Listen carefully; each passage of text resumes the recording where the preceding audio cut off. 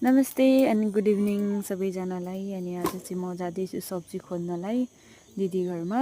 सब्जी केही थिएन बनाउनको लागि, त्यही लागि म चाहिँ केही सब्जी भेट्छु कि भनेर खोज्दै गएको। यहाँ केटाकेटी एकदम के खेलिरहेका रहेछन्। अनि सानो फुच्चेले हेऱ्यो मैले भिडियो बनाएको देखेर मजाले, अनि मैले त्यसलाई एकछिन जिस्काएँ होइन। अनि यो चाहिँ दिदी हो। अनि एकदम उसलाई चाहिँ चिलाउने निक्लेर पुरा चिलाइरहेछ कि। अनि म त्यो भन्दै थिएँ क्यामेराको अगाडि चाहिँ नचिला न भनेर।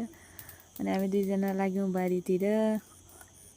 सब्जी त त्यस्तो केही खासै छैन, तर टमाटरहरू यो लोकल टमाटर हो। अनि ठुलो रहेछ कि अलिक, यो चाहिँ ठुलो साइजको, अनि यो चाहिँ सानो। मैले दुई किसिमको रहेछ, एउटा ठुलो खालको अलिक, अनि एउटा चाहिँ सानो खालको।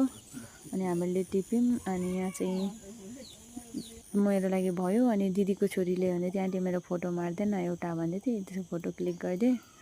अनि हामीहरू सब्जीबाट निक्ल्यौँ, एउटा फर्सी पनि भेटेँ। अनि म चाहिँ घरतिर लागेँ। आजको छाक पुग्यो मेरो चाहिँ।